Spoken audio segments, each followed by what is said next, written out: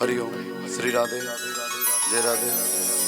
Shri monitor पूरा खोल।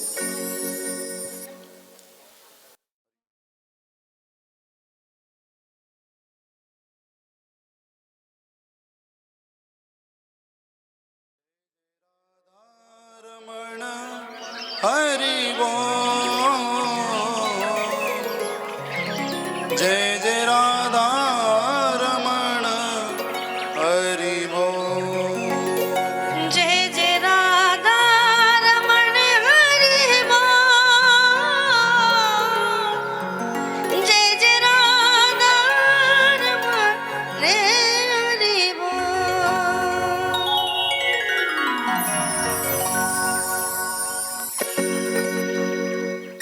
आइए भगवान की पावन कथा में आप हम सब प्रवेश करें। प्रेम से बोलो राधे राधे।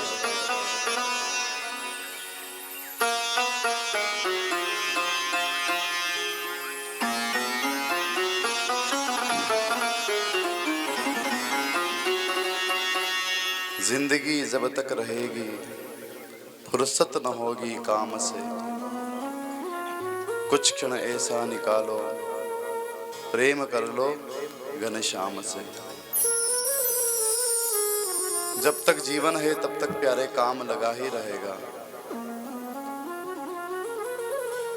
शाम के पीछे भागेंगे तो जीवन संवर जाएगा और काम के पीछे भागेंगे तो जीवन बिगड़ जाएगा।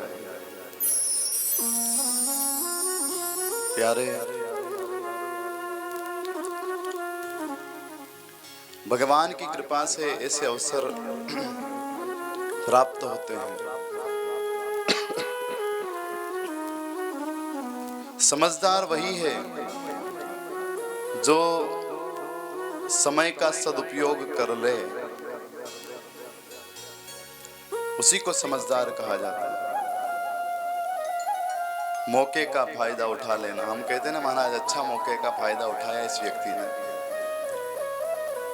उसी का जीवन धन्य है। जो ऐसा अवसर आए और वो हम खो दें, हमसे बड़ा महाराज क्या बताएं फिर उस व्यक्ति को। हमारे नगर में हमारे द्वार पर ज्ञान गंगा आई है महाराज, जल वहां सामने बह रहा है और हम स्नान न कर सके तो ये हमारी सबसे बड़ी मूर्खता है। सामने गंगा बहे और सामने वाला कहे भैया मेरा अभी स्नान नहीं हुआ है, सामने गंगा बह रही हो और महाराज प्यासा हो, तो महाराज उस व्यक्ति को क्या कहेंगे। हमारे नगर में ज्ञान गंगा बह रही है और हम गोता न लगा सके महाराज, हम बड़े अभागे हो सकते हैं। प्यारे, आज जब बैठा हुआ था ऊपर हमारे मारसा भगवान साहब जी बैठे हुए थे, पास में हम चर्चा कर रहे थे, इसमें बात निकली थी कि महाराज कथा में वही आ सकता है जिसको मेरा भगवान बुलाना चाहता है, वही इस ज्ञान गंगा में प्रवेश कर सकता है, नहीं तो महाराज बहुत सारों की स्थिति ऐसी आकर भी चले जाते हैं। मेरा भगवान कहता है प्रभु को कौन जान सकता है, जिसको वो जनाना चाहते हैं। सत्संग में कौन जा सकता है, जिसको वो बुलाना चाहता है। सो ही जानही जेहि देहु जनाई, जानत तुम ही हो ही जाई। जानत तुम ही होई जानी। सो ही जानही जेहि देहु जनाई, जानत तुम ही होई जाई। जिसको मेरा भगवान जनाना चाहता है, जिसको बुलाना चाहता है, फिर वो बहाना नहीं बनाते कि महाराज हम बहुत व्यस्त हैं, नहीं आ सकते हैं। प्यारे, मेरा हाथ जो परमात्मा जब जिसका हाथ पकड़ ले उसको आना पड़ता है। और ये कब संभव है, जब उसके प्रति दृढ़ विश्वास होगा तब। बहुत सारे भाई लोग यहाँ बैठे हैं, 7-7 8-8 दिन अपना सारा कार्य छोड़कर आ गए।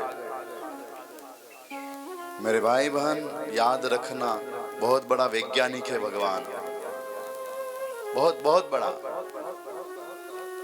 कविश्वर कपीश्वरो, हाँ मंगलाचरण में कहते हैं ना गोस्वामी बाबा तुलसीदास जी, कविश्वर कपीश्वरो, हाँ वाल्मीकि, हनुमान जी महाराज, ये वही भगवान बहुत बड़े वैज्ञानिक हैं। प्यारे, हम अगर कुछ करेंगे ना हमारी बुद्धि से करेंगे, हम कमाएंगे अपनी बुद्धि से कमाएंगे, लेकिन मेरा भगवान कहता है जो ऐसे अवसर पर अपना कार्य छोड़कर मेरी ओर बढ़ता है, ध्यान देना उसका कार्य परमात्मा जीवन में ऐसा चलाते हैं कि महाराज 7 महीने की पूर्ति 7 दिन में हो जाती है। ये मेरा भगवान का विधान है। नहीं तो आप पिछली बार कथा हुई थी, अभी भी हो रही है, आप देखिएगा। जो अपना कार्य स्थगित करके इस हरि कथा में आया है, आप साल भर कमाओ, हाँ तब इतना इकट्ठा नहीं होगा, यहाँ से जाने के बाद 7 दिन में हो जाएगा। क्योंकि मेरा भगवान जो उसके लिए समय निकालता है, मेरा भगवान कहता तेने मेरे लिए काम छोड़ा, जा मैं तुझे आशीर्वाद देता हूँ, जीवन में तुझे इतना काम मिलेगा कि महाराज पीछे देखने की जरूरत ही नहीं पड़ेगी। ये मेरे भगवान का कथन है। अनन्या चिंतयन्तो मां ये जना पर्युपासते तेसा नित्याभियुक्तानां योगक्षेमं वहाम्यहम्। मैं इंसान के जीवन में, मानव के जीवन, बस यकीन कर ले मेरे ऊपर, विश्वास कर ले, क्योंकि मैं विश्वास से प्रकट होता हूँ। भगवान कहाँ है? जहाँ भक्त का विश्वास है। खंबे से नरसिंह भगवान प्रकट हो गए। विश्वास था प्रहलाद को, मेरा भगवान यहाँ भी है, हर जगह मेरा परमात्मा। जहाँ विश्वास है भक्त का। और मेरे भाई बहन, जीवन में याद रखना, जो भक्ति के मार्ग पर बढ़ता ना, दुनिया उसे खूब गालियां देती है, बहुत गालियां खानी पड़ती है, पर चिंता की बात नहीं है, घबराना नहीं। मीरा ने भगवान की भक्ति करी, पागल घोषित कर दिया, लोगों ने पागल हो गई। सबरी ने भगवान की भक्ति करी, महात्माओं ने विरोध करना शुरू कर दिया, अरे भील नहीं जाती। तुकाराम ने भगवान की भक्ति करी, परिवार विरोधी। प्रहलाद ने भक्ति करी, बाप विरोधी। ध्रुव ने भक्ति करी, मां विरोधी। याद रखना मेरे भाई बहन, जीवन में जो इस मार्ग पर चला है, उसको दुनिया के लोगों ने पागल घोषित कर दिया, पागल हो गया। व्यक्ति अगर किसी दिन सुबह सुबह ब्रह्म मुहूर्त में 4 बजे उठ जाए ना, और भगवान की पूजा करने लग जाए, घर के लोग कहेंगे भक्त बन गया है, ओहो क्या हो गया इसको, 4 बजे उठ गया। अरे कोई गुनाह कर दिया 4 बजे उठ गया? तो 4 बजे उठकर कोई मंदिर चला जाए, लोग पागल घोषित कर, पागल हो गया है। कहीं कहीं जगह हम कहते हैं भैया बचपन से भगवान की भक्ति करो, रामायण पढ़ो, गीता पढ़ो। लोग कहते हैं महाराज हम अगर बच्चों को रामायण गीता पढ़ाएंगे, बाबा जी बन गए तो? आप बन गए हो क्या? आप कई सालों से कथा सुन रहे हैं, हम तो बाबा जी नहीं बने। गीता भागवत पढ़ने से बाबा जी बन जाएंगे, गलत। माता शत्रु पिता बेरी, ये न बालो न पाठिता। वो माता और पिता शत्रु होते हैं जो अपने बच्चों को सुंदर शिक्षा नहीं देते हैं। प्यारे बच्चों के हाथ में खिलौने अपनी जगह हैं, लेकिन जब कुछ समझदार हो जाए ना, तो शास्त्र लाकर हाथ में दे दो, बेटा ये पढ़ो। क्योंकि महाराज आज हम देखते हैं इस समाज में, महाराज हमारे इस धरातल पर, हमारे मानव समाज में महाराज, आज हमारे सनातन धर्म में हम देखते हैं व्यक्ति संस्कार भूलता जा रहा है, संस्कार विहीन हो रहा है। संस्कार प्यारे शास्त्रों से और महाराज इन्हीं पुराणों से मिलेंगे। मोबाइल में व्यक्ति इतना व्यस्त हो गया है कि माता पिता की भी सूध नहीं है, माता पिता क्या चाहते हैं। पहले पता है आपको, बेटा जब घर आता था तो माता पिता के चरणों में बैठकर कुछ समय बातें करता था। पत्नी महाराज पति के पास बैठकर चर्चाएं करती थी, पति पत्नी के पास बैठकर कुछ वार्तालाप करते हैं। आज महाराज पत्नी भी मोबाइल में, पति भी मोबाइल में, माताजी मोबाइल में, पिताजी मोबाइल में, बच्चे मोबाइल में, सब मोबाइल में। और फिर हम कहते हैं महाराज बच्चे हमारी सुनते नहीं हैं। क्यों सुनेंगे? आप ही इतने व्यस्त हो गए। आप सब जानते हैं, बड़े बूढ़े बैठे मैं आपको क्या बताऊंगा, लेकिन आपको सबको पता है। पहले महाराज जब संध्या के समय सारे लोग एकत्रित होते हैं और महाराज एक जगह बैठकर चर्चा करते हैं, एक दूसरे की सुख दुख की बातें सुनाते हैं, लेकिन आज कोई नहीं बैठते। और पहले एकता थी महाराज, परिवार में एकता, समाज में एकता, नगर में एकता थी। आज महाराज सब इतने व्यस्त हो गए हैं, और बहुत सारे तो महाराज कथा में बैठे बैठे मोबाइल में। अरे मेरे भैया कम से कम यहाँ तो ठीक से बैठ जाओ, यहाँ भी मोबाइल में लगे।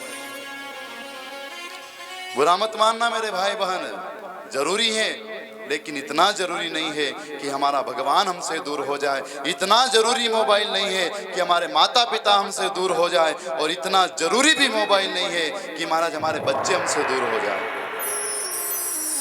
आज हम बच्चों को समय ना दे पा रहे हैं। आने वाले समय में जब बच्चे हमको समय नहीं देंगे, तब हमारा सर पकड़कर रोएंगे। क्या करें, हमारे बच्चे हमारी सुनते नहीं है। अरे आप अपने माँ बाप की सुन लेते, आप अपने बच्चों को समय दे देते, तो आज बच्चे भी आपको समय देते। महाराज घर से ऑफिस से घर आते हैं, ऑफिस में दिन भर काम किया, घर आए, घर आकर वापस मोबाइल में लैपटॉप में शुरू हो गए।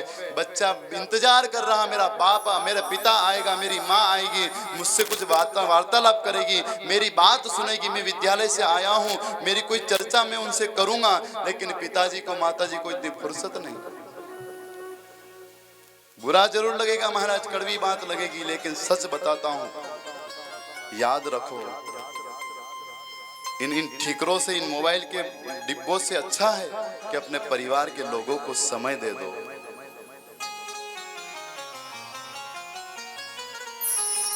क्योंकि महाराज आज हम जब देखते हैं ना, बड़ी दुर्दशा हो रही है। मेरा कहने का अभिप्राय यह है प्यारे,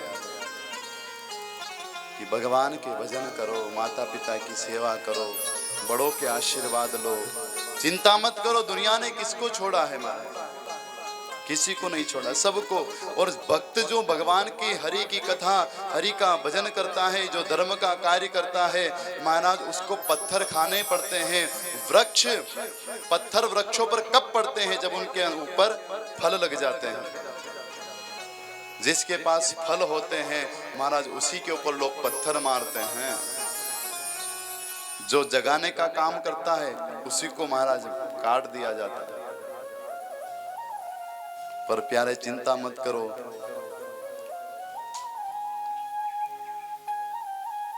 और एक बात कहूं, जो दुनिया की निगाह में पागल है ना, वो मेरे भगवान की निगाह में समझदार है।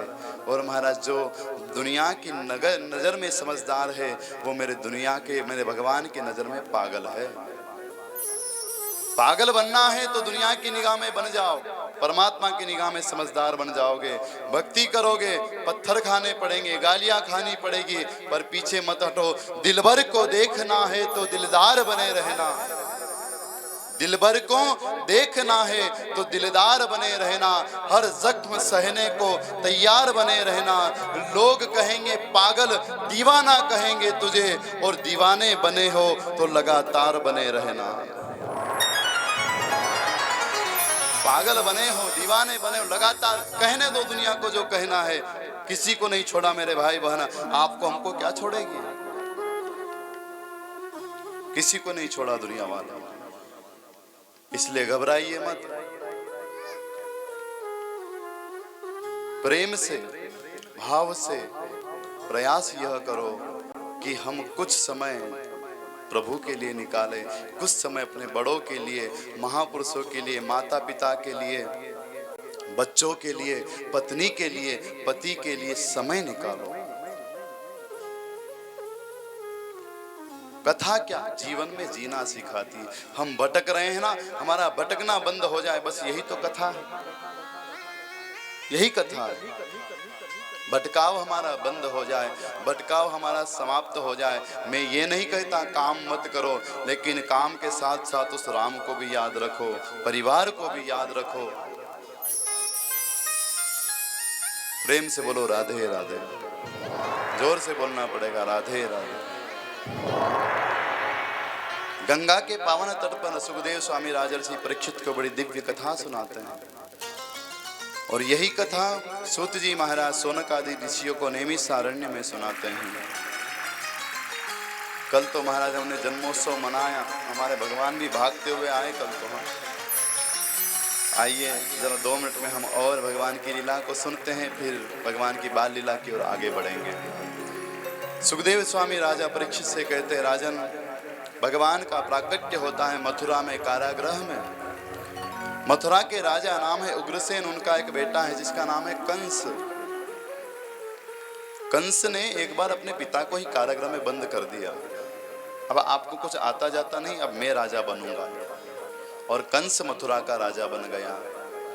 और जैसे ही कंस मथुरा का राजा बना, राजा बनने के बाद एक दिन कंस की एक बहन नाम है देवकी, देवकी को देखा मेरी बहन बड़ी हो गई है, इसका विवाह कर देना चाहिए। किससे करूं? मित्र कंस का नाम है महाराज वसुदेव, मेरा एक मित्र है वसुदेव, वसुदेव के साथ मुझे विवाह कर देना चाहिए। और महाराज देवकी का विवाह वसुदेव के साथ तय हुआ। विवाह करने के बाद स्वयं कंस ने अपनी बहन को विदा किया। क्योंकि दुनिया के लोग कंस को बड़ी गालियां देते थे, महाराज बड़ा दुष्ट है। कभी कभी होता क्या है, दुष्ट लोग होते हैं ना, वो कभी कभी दिखावा ऐसा करते हैं कि सामने वाला उसके ऊपर यकीन करने लगता है, विश्वास हो जाता, नहीं नहीं अब तो सुधर गया है। पर मेरे भाई जीवन में ध्यान रखना, व्यक्ति चाहे बदल जाए लेकिन उसका स्वभाव कभी नहीं बदलता। वो तो मेरे हरि की कृपा हो जाए उसके ऊपर तब कुछ हो सकता है, अन्यथा असंभव। कंस को पता है दुनिया के लोग, मथुरा के लोग मुझे बहुत गालियां देते हैं, काश मैं आज ऐसा काम करूं जिससे दुनिया के लोग कहेंगे कंस बड़े अच्छे हैं, हम तो झूठी ही इनकी गलत बात करते थे। तो कंस ने कहा आज मैं अपनी बहन की विदाई स्वयं करूंगा, किसी नौकर को नहीं, आज मैं स्वयं रथ चलाऊंगा। और महाराज कंस ने सुंदर रथ सजाया और आज स्वयं सारथी बना, वसुदेव देवकी को बिठाया, चल पड़ा। दुनिया के लोगों ने कहा ओहो, जिस कंस को हम दुष्ट समझ रहे थे, आज ये कंस, ये अपनी बहन का कितना बड़ा भक्त है, आज स्वयं अपने हाथों से देवकी को विदा कर रहा है। चल पड़ा रथ, देवता घबरा गए, ऊपर से बड़ी चिंता हो गई देवताओं को। देवताओं ने कहा अगर ये कंस इस प्रकार इसके मन में दया भाव आ जाएगा तो भगवान का अवतार नहीं होगा, दुष्टों का संहार कौन करेगा। आकाशवाणी कर दी, मैंने कहा था ना देवता एक नंबर के स्वार्थी है। मौका देखा, आकाशवाणी कर दी कि अशास्त्र अष्टमो गर्भा हलताया वह से बुधा। आकाशवाणी की, हे कंस, जिस बहन को तू विदा कर रहा है उसका 8वां गर्भ तेरा काल होगा, 8वीं संतान तेरा काल होगी। सुनते ही महाराज कंस बड़े प्रेम से जा रहा है, आकाशवाणी सुनी, रथ को रोका, रथ में आगे उतरकर देवकी के पास आया और महाराज कुछ नहीं, सीधा जाकर हाथ पकड़ा, तलवार निकाल ली, मार डालूंगा। वसुदेव ने कहा रे महाराज क्या हुआ, आप अपनी बहन को विदा कर रहे थे, तलवार लेकर। आकाशवाणी सुनी है, मेरी बहन का 8वां पुत्र मेरा काल होगा, 8वीं संतान मेरा काल होगा। पति किसको कहते हैं, जो हर समय अपनी पत्नी की रक्षा कर सके, वो पति है। वसुदेव ने कहा ये मथुरा का राजा है, क्या करें। विवाह हो गया वसुदेव जी का देवकी के साथ, अनुनय भी नहीं किया। महाराज आपकी बहन है, ऐसे विदाई के समय आप ऐसा कर्म करेंगे, शोभा नहीं देता है। कंस ने कहा आकाशवाणी हुई, इसका बेटा मुझे मार डालेगा, इसलिए इसको अभी समाप्त कर देता हूं। वसुदेव ने कहा महाराज एक काम करिए ना, एक काम करिए। क्या? बोले आप है ना, मैं आपसे अनुरोध करता हूं और वचन देता हूं, देवकी की जितनी संतान होगी मैं लाकर आपको दे दूंगा, सबको मार डालना। आपको संतान से भय है, देवकी से क्या भय है, देवकी आपकी बहन है, इसको क्यों मार रहे हो। और महाराज फिर भी आपको यकीन नहीं है तो एक काम करिए, मैं वसुदेव, मेरी पत्नी देवकी, हम दोनों को कारागृह में डाल दो और जब जब इनके संतान होगी मैं आपको लाकर दे दूंगा। कंस ने स्वीकृति दे दी, ठीक है। और महाराज उसी समय वसुदेव देवकी को कारागृह में डाल दिया। इधर सुखदेव स्वामी कहते राजन, भगवान की ही कृपा से समय के अनुसार इनके यहाँ एक संतान होती है। कंस को पता लगता है, कंस के पास वसुदेव जी ले जाते हैं, महाराज मेरे संतान हुई, लीजिए आप मार डालो। और जैसे ही कंस ने संतान को देखा ना, कंस के मन में विचार आया, अरे मुझे 8वें गर्भ से कष्ट है, 8वां बेटा मुझे मारेगा, ये तो पहला, इससे क्या लेना देना, जाओ जाओ ले जाओ, 8वां हो तब ले आना। नारद जी महाराज आ गए। नारद जी ने कहा महाराज कंस एक बात कहूं, आप अपनी बहन को जब विदा कर रहे थे आकाशवाणी हुई थी अशास्त्र अष्टमो गर्भाः, 8वां गर्भ तुम्हारा काल होगा, आपने बच्चे को छोड़ दिया। बोले वो तो पहला था, मुझे तो 8वें से भय है, वो तो पहला था ना। उसी समय महाराज नारद जी ने कहा महाराज कंस ये उंगलियां कितनी है। बोले 8 गिनो, 1 2 3 4 5 6 7 8। अब इधर से गिनो, 1 2 3 4 5 6 7 8। पहली भी 8वीं हो सकती है, 8वीं भी पहली हो सकती है। आप 8वें संतान के लिए बैठे हो सकता है वो 8वां पहला ही हो या पहला 8वां ही हो, आपको क्या पता। ओहो, कंस ने सुना और कहा, वाह नारद जी महाराज, आपने बड़ी कृपा कर दी, मुझे बता दिया, छोड़ूंगा नहीं उसे। अब आप कहोगे संत ने ऐसा क्यों किया? संत तो रक्षा करते हैं। भगवान की प्रेरणा थी, क्योंकि जब तक पापी के पाप का घड़ा नहीं भर जाता है तब तक मेरा भगवान महाराज उस दुष्ट को मारने के लिए अवतार नहीं लेता। पाप के घड़े को भरना था ना, और जब तक वध ना करे कैसे भरे। उसी समय महाराज नारद जी तो गए, कंस जाता है और पहले पुत्र को समाप्त कर देता है। समय अनुसार दूसरा पुत्र हुआ, उसको मार डाला। ऐसे कर करके महाराज 6 बेटाओं को समाप्त कर दिया। पापी के पाप का घड़ा भर रहा है। मैं आपसे हर बार कहता हूं प्यारे, हम जो भी कर्म करते हैं अभी तो पता नहीं चलता है, लेकिन बाद में जब पाप का घड़ा भरता है ना, तब महाराज जो कष्ट आता है, फिर हम कहते हैं महाराज हमने ऐसा क्या किया। पीछे चले जाना, बेक हो जाना, पता लग जाएगा। आज महाराज 6 पुत्रों को मार दिया। 7वें में मेरे बलराम जी महाराज का प्राकट्य होता है। भगवान योग माया को कहते, जाओ मेरे बड़े भैया आ गए, इनका आकर्षण करके रोहिणी के गर्भ में पहुंचा दो। गोकुल में रोहिणी मैया है, और महाराज योग माया ने 7वें गर्भ को आकर्षण किया, रोहिणी के गर्भ में गोकुल में पहुंचा दिया।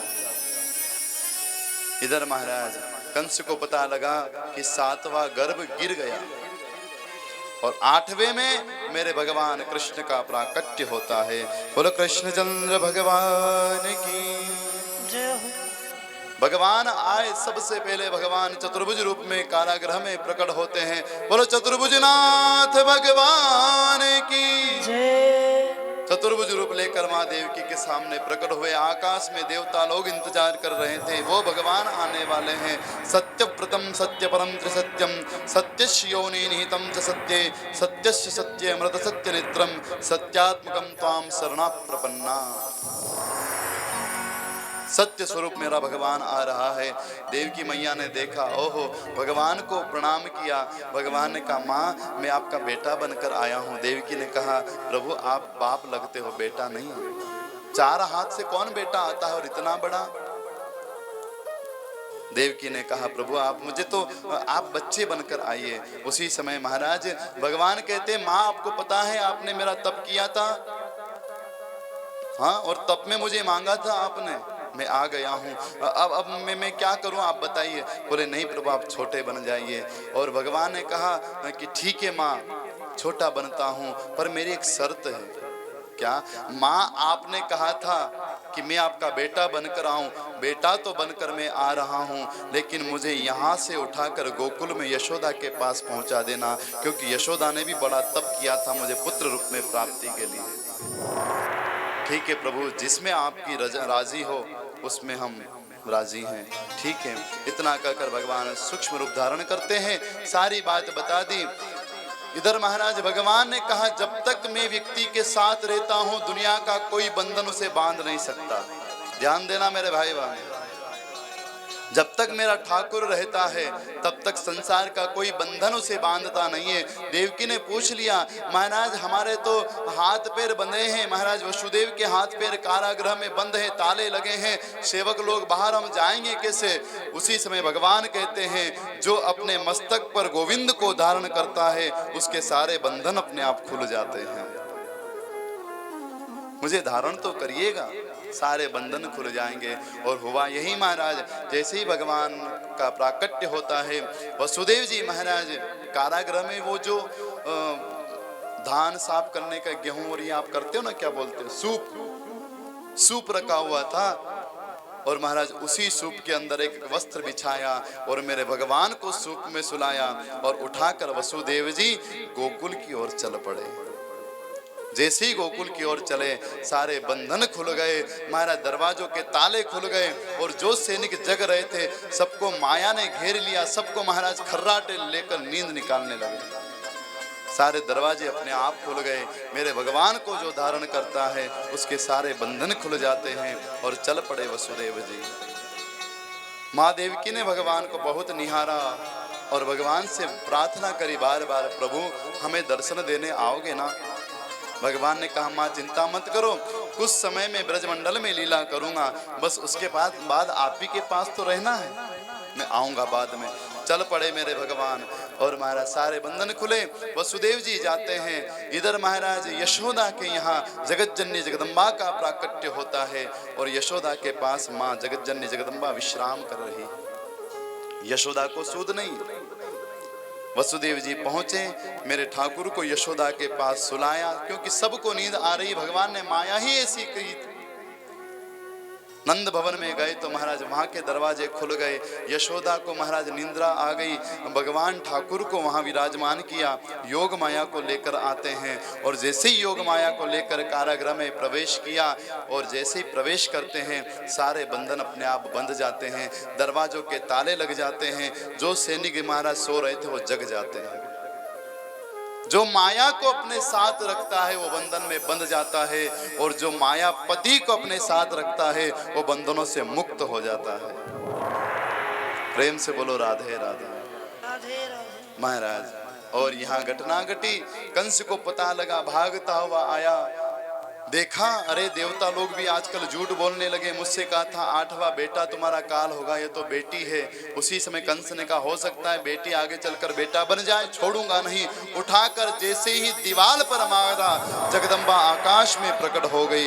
बोलो जगदम्बे मात की।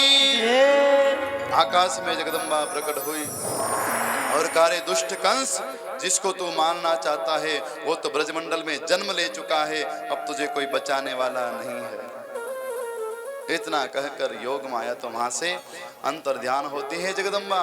इधर कंस को बड़ा दुख हुआ, देवकी वसुदेव को कारागृह से मुक्त किया। अब आइए मथुरा की लीला तो हम यहीं संपन्न करें, ब्रजमंडल की ओर चलते हैं। प्रेम से बोलो राधे राधे। इधर गोकुल में क्या हो रहा है?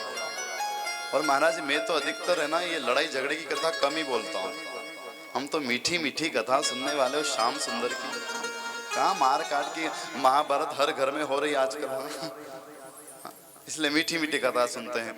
महाराज वृंदावन ब्रजमंडल में गोकुल में एक दिन महाराज भगवान का प्राकट्य होता है, गोकुल में भगवान आ जाते हैं। काल भी सुखदेव भगवान कहते राजन आज ब्रजमंडल में सारे देवता जितने देवता थे ना, कोई महाराज वृक्ष बन गए, कोई महाराज रजकण बन गए, कोई गोपियां बन गई। ध्यान देना, जिस गोपियों की कथा आगे आएगी ना वो गोपियां कोई और नहीं, वो देवता ही है। बहुत सारे देवता महाराज गोपियों का रूप ले लिया, कोई वृक्ष बन गए, कोई महाराज रजकण बन गए और महाराज यहाँ तक कि कुछ जो देवता थे वो बंदर बन गए। प्रेम से बोलो राधे राधे। क्योंकि भगवान आने वाले हैं, भगवान बंदरों पर भी कृपा करेंगे, वृक्षों पर भी कृपा करेंगे, रजकण पर भी कृपा करेंगे। जिसको जैसा रूप लगा सब बन गए और पूरा ब्रजमंडल में महाराज सारे देवता लोग आ गए। सुखदेव जी कहते हैं राजन देवता तो आए ही, लेकिन जगत जननी जगदम्बा लक्ष्मी भी ब्रजमंडल में आ गई। जहां भगवान आते हैं वहां लक्ष्मी भी आती हैं। मेरे भाई बहन, आप लक्ष्मी की अकेली की पूजा मत करना। दिवाली के दिन हम पूजा करते हैं ना, महाराज जी हमारे यहाँ लक्ष्मी पूजन करना है। अरे लक्ष्मी नहीं, लक्ष्मी पूजन अकेली नहीं होती, नारायण के साथ लक्ष्मी की पूजा करो। क्योंकि जहां पति होते हैं वहां पत्नी अपने आप चली जाती है। अगर अकेली पत्नी को आप रखोगे नहीं रह सकती। नारायण के साथ लक्ष्मी, आज भगवान आए ना तो लक्ष्मी भी आ गई। लक्ष्मी ने कहा मेरे प्रभु जहां वहां मैं। और आपको पता है ब्रजमंडल में जब भगवान का प्राकट्य हुआ, जन्म हुआ, नंद बाबा को पता लगा चारों तरफ सोना चांदी वस्त्र आभूषण बिखर रहे हैं, क्योंकि लक्ष्मी वहां आ गई है। इधर महाराज भगवान सुखदेव स्वामी कहते राजन सारे देवता अनेक रूप बनाकर आ गए हैं और सबकी तो छोड़ो, लिखा है कि अथ सर्व गुणोपेत काल परम शोभन। जिस काल से हम सब डरते हैं ना, वो काल भी सुंदर रूप बनाकर ब्रजमंडल में आ गया, क्योंकि मेरे भगवान आने वाले हैं। प्रेम से बोलो राधे राधे, जोर से बोलना पड़ेगा राधे राधे। और महाराज काल भी सुंदर रूप बनाकर वृंदावन में घूम रहा, ब्रजमंडल में घूम रहा है, गोकुल में घूम रहा। इधर महाराज एक दिन नंद बाबा गौ माता की सेवा कर रहे थे, सेवा करके घर गए। महाराज घर जाकर उदास होकर बैठे थे। क्यों? 90 साल के बूढ़े डोकरा हो गए, घर में संतान नहीं है, मन में बड़ी लालसा है एक संतान हो जाए, कृपा हो जाए भगवान की, ऐसा मन में विचार कर ही रहे थे। कुछ ब्राह्मण देवता वहां से निकल रहे थे और जैसे ही ब्राह्मण देवता निकले, नंद बाबा को देखा, नंद भवन में प्रवेश किया। नंद बाबा ने ब्राह्मणों को देखा, ओहो, ब्राह्मणों को देखकर खड़े हो गए नंद बाबा, जाकर दंडवत प्रणाम कर लिया। बाबा प्रणाम। और जैसे ही दंडवत प्रणाम किया, ब्राह्मणों के मुंह से आशीर्वाद निकल गए। मेरे भाई बहन, आशीर्वाद मांगने से नहीं मिलता, वो तो भगवान की कृपा से अपने आप अंदर से निकल जाता है। लोग कहते हैं महाराज आशीर्वाद दो, अरे क्या दो, देने की आवश्यकता नहीं है। आशीर्वाद मांगने से नहीं मिलता। बिन मांगे मोती मिले, मांगे मिले ना भीख। बिना मांगे आशीर्वाद। जब कोई महात्मा, जब कोई संत, जब कोई ब्राह्मण, जब कोई महापुरुष अपनी मस्ती में बैठा हो और आपने जाकर केवल हाथ भी जोड़ लिए और उसकी मस्ती से अंदर से भगवान ने प्रेरणा दी, बस वहीं से वो आशीर्वाद दे देगा, आपका काम हो जाएगा। आशीर्वाद कोई मांगने की चीज थोड़ी होती है, वो अपने आप। और आशीर्वाद हम में सामर्थ्य नहीं हम दे सकते हैं, वो तो परमात्मा जब कृपा करते हैं, वो ये जब बुलवाते हैं, वो बोल देते हैं और सामने वाले का कार्य हो जाता है। मांगने से नहीं मिलता है। कार्य ऐसा करो कि महाराज संत को मजबूर होना पड़े, गुरु को मजबूर होना पड़े आशीर्वाद देने के लिए। हम ऐसा काम, सेल्फी लेते हैं, हमारा सेल्फी ले लो। अरे सेल्फी में कुछ नहीं रखा मेरे भाई बहन। आपको अगर फोटो ही खिंचवाना है, फोटो ही लेना है, तो ऐसा काम कर दो कि महाराज किसी दिन कोई महात्मा, किसी दिन कोई संत, किसी दिन कोई ब्राह्मण भगवान की भक्ति कर रहा हो और आपने ऐसा कार्य उसके लिए किया है, भगवान का भजन करते करते आपकी याद आ गई और महाराज आपकी याद आ गई, वहीं से वो कुछ बोलेगा और यहाँ आपका काम हो जाएगा। फोटो खिंचाना हो तो उसके हृदय में खिंचवा लो कि सामने वाले के हृदय में अपना फोटो खींच जाए, भगवान का भजन करते करते उसको आपकी याद आ जाए और महाराज भगवान से वो आपके लिए प्रार्थना कर ले, आपका जीवन धन्य हो जाएगा। ऐसा फोटो खिंचवाओ ना, ऐसा काम करो कि सामने वाला मजबूर हो जाए, प्रभु की याद करते करते आपकी याद आ जाए और कृपा हो जाए। ऐसी बहुत सारी कथा है जिसमें महाराज किसी ने कोई ज्यादा कुछ किया नहीं, बस कार्य से महापुरुष प्रसन्न हो जाते हैं और कृपा कर देते हैं। आज ब्राह्मण देवता आए ना, नंद बाबा ने प्रणाम किया, ब्राह्मणों के मुंह से निकल गया, बाबा पुत्रवान भव। बाबा ने ऊपर देखा, महाराज क्या दे दिया? बोले आशीर्वाद दिया, पुत्रवान भव। अब देखो 90 साल के बूढ़े डोकरा हैं नंद बाबा, और ब्राह्मण, अगर ब्राह्मण देना चाहते तो ये आशीर्वाद नहीं देते, क्योंकि 90 साल में कोई बेटा बेटी हो रहा है क्या? होगा क्या? ये तो अपन भी समझ सकते हैं, कोई भी छोटा बच्चा भी समझ जाता है। अगर ब्राह्मण देते तो ये आशीर्वाद नहीं देते, पुत्रवान भव। ब्राह्मणों ने नहीं दिया, भगवान ने बुलवाया कि पुत्रवान भव। और जब भगवान बुलाएंगे तो महाराज वही करेंगे ना।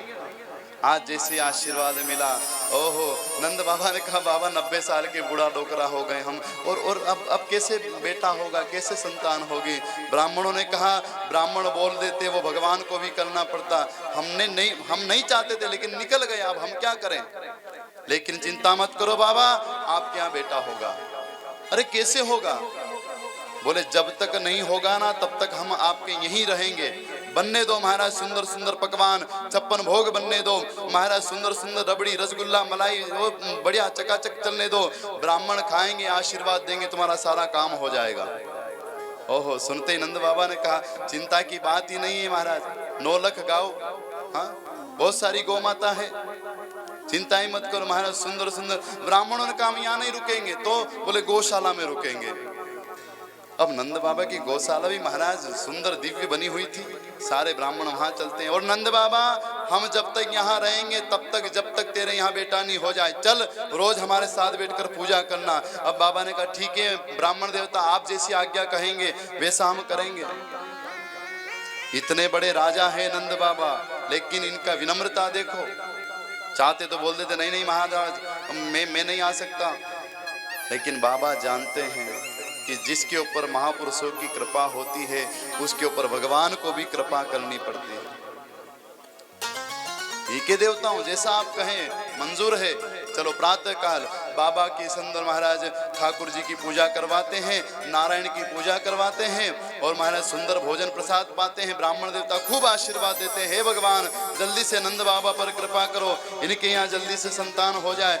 बड़ा आनंद हो रहा है महाराज। करते करते कई दिन व्यतीत हो गए। ब्राह्मण देवताओं ने कहा बाबा जल्दी से तेरे यहाँ बेटा होने वाला है, संतान होने वाली, ऐसा मैसेज आ गया है। मैसेज? हाँ भगवान का मैसेज, क्योंकि भगवान डायरेक्टली मिलते हैं। प्रधानमंत्री मुख्यमंत्री के पास आप जाओगे तो डायरेक्ट थोड़ी, पहले पीए से मिलना पड़ेगा, हाँ वही तो वहां तक ले जाएंगे। तो ब्राह्मण महात्मा ये कौन है? भगवान के पीए हैं, है ना, वो जो मार्केटिंग करते हैं ना, क्या बोलते हैं उनको, सेल्समैन। तो हम है ना भगवान के सेल्समैन हैं। इनका ऐसी मार्केटिंग करते हैं इनके नाम की कि महाराज इनको काम करना ही पड़ता है। जानते हैं ना कि हमारा इतना प्रचार प्रसार कर रहे हैं, इनका काम करना ही पड़ेगा।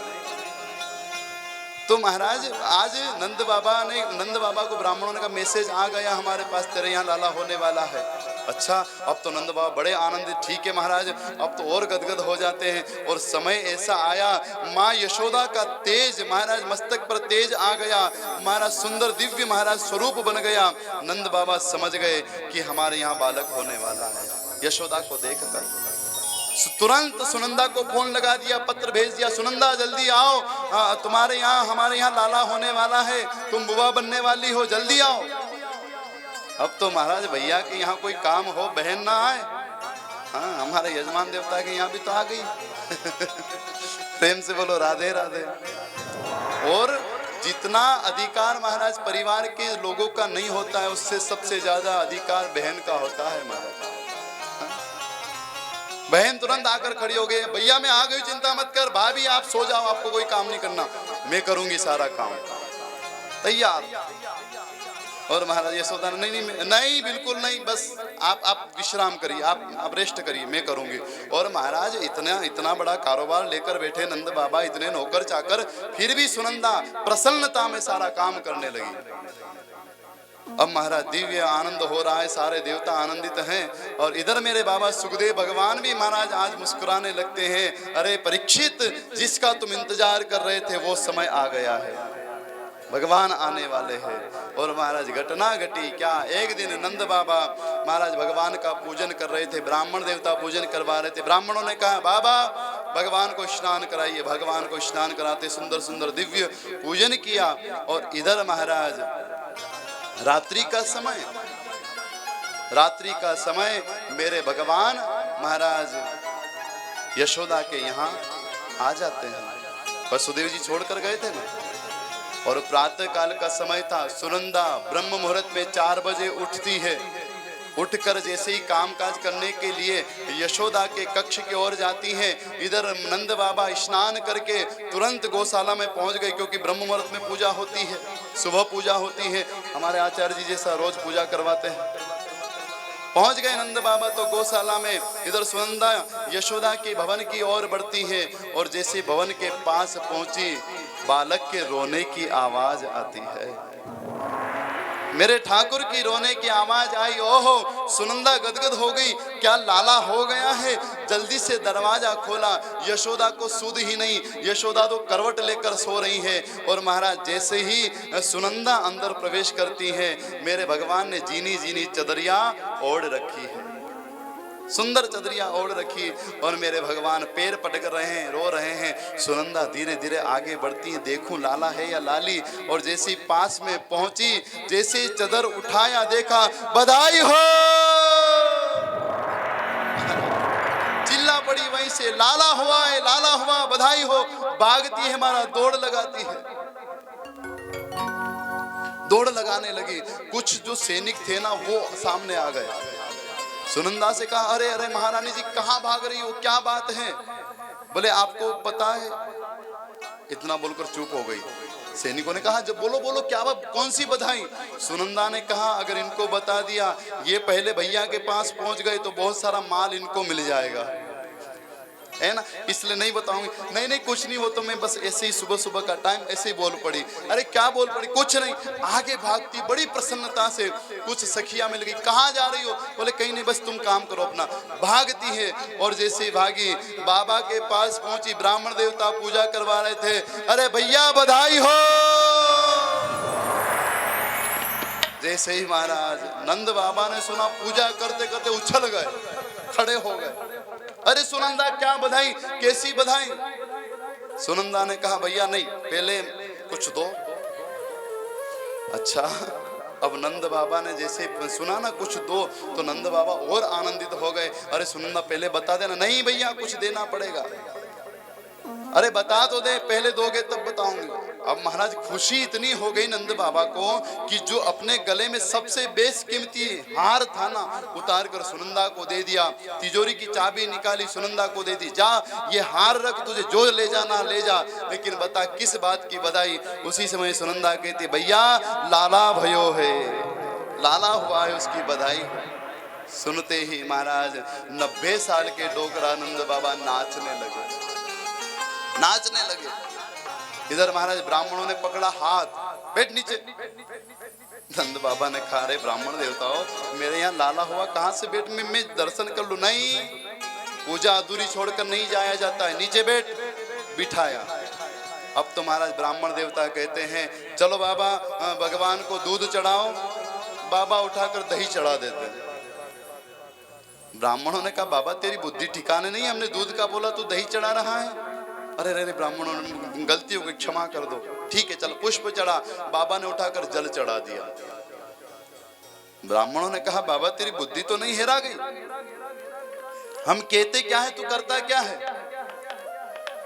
उसी समय नंद बाबा ने कहा, ब्राह्मणों एक बात कहूं, मेरा मन नहीं लग रहा है, जब से सुना ना लाला हुआ है, मेरा मन काम नहीं कर रहा है।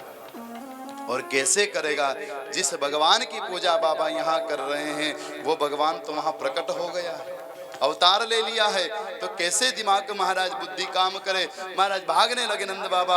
ब्राह्मणों ने कहा, कोई बात नहीं बाबा, तेरा मन नहीं लग रहा, एक काम कर, आदि पूजा तेने की है, आदि हम करेंगे, तू जा तेरे लाला का दर्शन करना। आज महाराज नेत्रों से प्रेम के आंसू बहने लगे। नंद बाबा के ब्राह्मणों को प्रणाम किया, हे ब्राह्मण देवता, अगर आज आप हमारे यहाँ नहीं आते तो मेरे यहाँ लाला भी नहीं होता। आपकी कृपा से मेरे यहाँ पुत्र हुआ है, मैं आपको प्रणाम करता हूँ।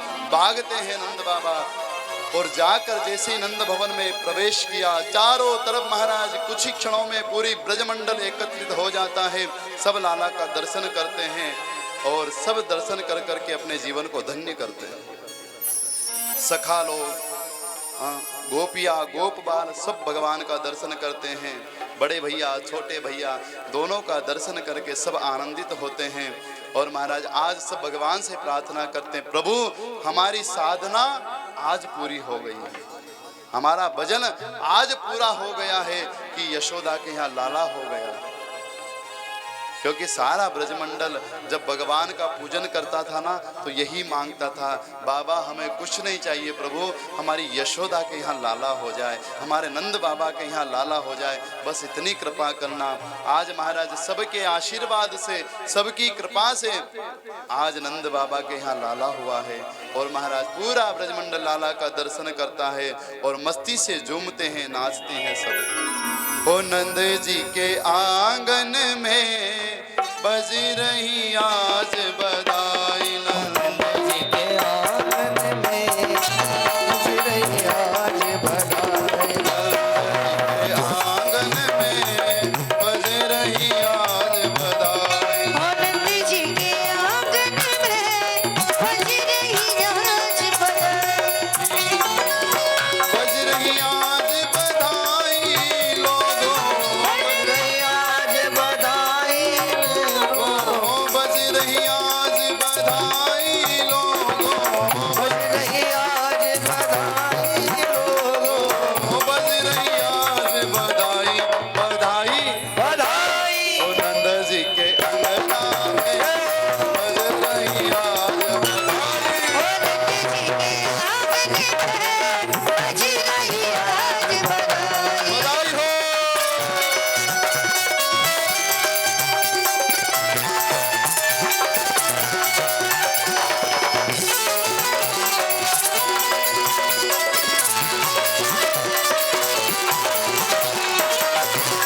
बधाई हो।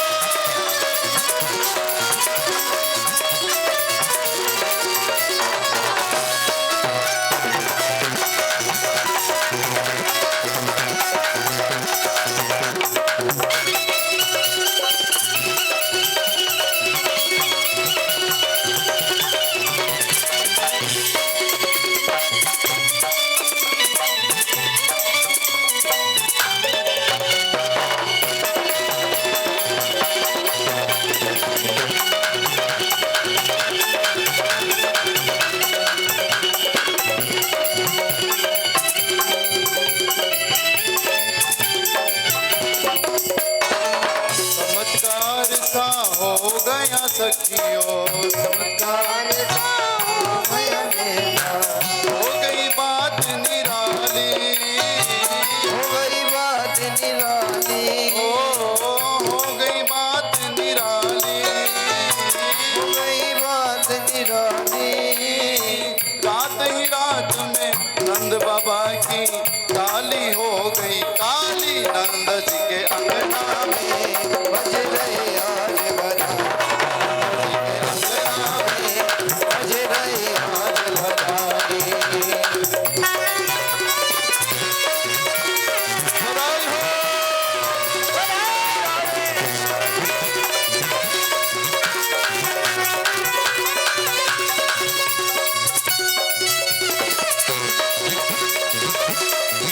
यशोदा मैया बधाई हो।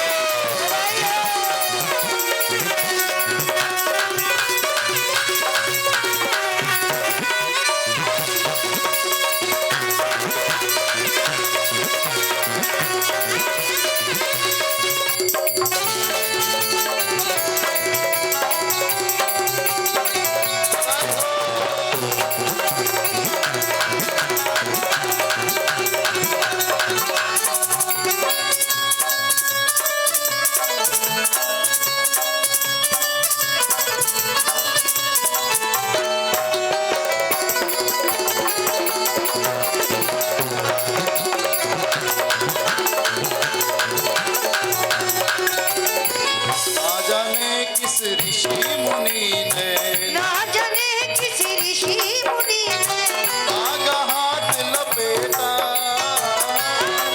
दिल बेटा ओ धागा हाथ लपेटा, धागा से लपेटा, नंद भवन अनहोनी हो गई, बेटी हो गया बेटा, नंद जी के अंगना में नंद जी के अंगना में बज रही आज बधाई, नंद जी के अंगना में बज रही आज बधाई, नंद जी का अंगना में बज रही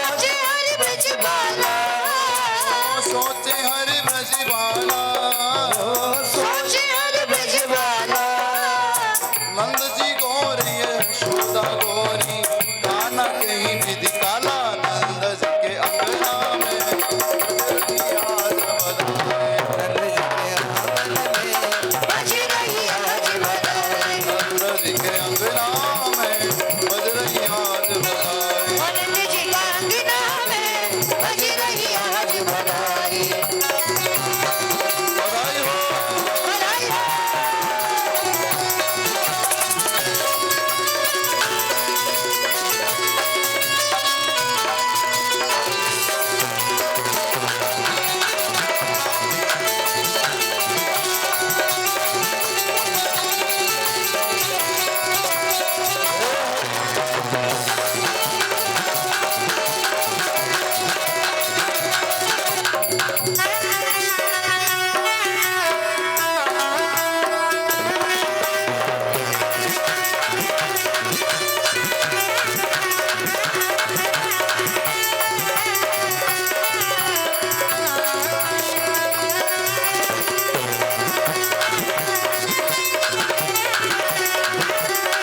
नंद जी के अंगना में बज रही आज बधाई आनंद जी के अंगना में बज रही आज बधाई नंद जी के अंगना में बज रही आज बधाई आनंद जी का अंगना में बज रही आज बधाई बज रही आज बधाई लोगों बज रही आज बधाई लोगो बज रही आज बधाई लोगों बज रही आज बधाई लोगो बज रही आज बधाई बधाई बधाई नंद जी के अंगना में बज रही आज बधाई अंगना में बज रही आज बधाई नंद जी के अंगना में बज रही आज बधाई आनंद जी का अंगना में बज रही आज बधाई नंद जी के अंगना में बज रही आज बधाई बज रही आज बधाई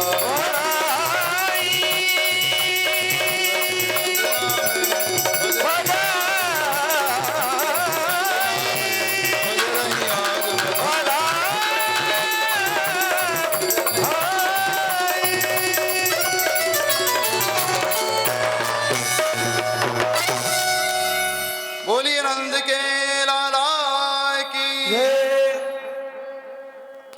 इस प्रकार दिव्य आनंद होता है पूरा ब्रजमंडल झूम कर खूब नाचता है महाराज 60 साल के जो बूढ़े डोकरा है ना वो भी महाराज मस्ती से झूमते हुए सभी नाच रहे हैं। आज सब बड़े आनंदित हैं और क्यों ना होंगे क्योंकि आनंद का सागर आज ब्रजमंडल में आया है। सब आनंदित हैं महाराज। और सुखदेव स्वामी कहते हैं राजन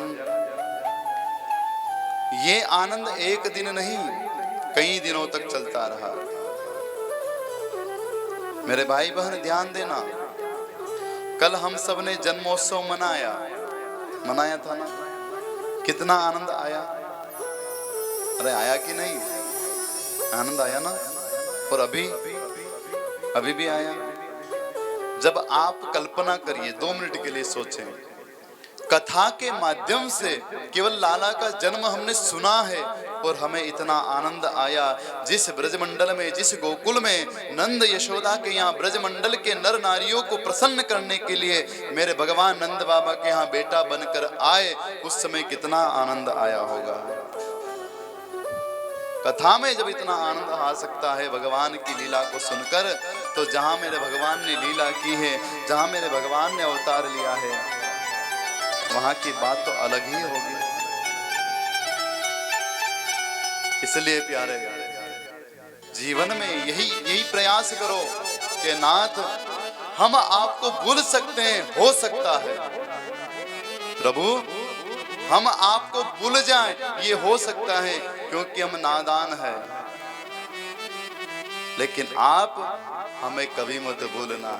ये जंजाल है ना, ये संसार है ना, ये माया प्रभु की ऐसी है। प्रभु आपकी इस माया में हम उलझ सकते हैं, लेकिन नाथ आप कृपा करके हमें मत भूल जाना।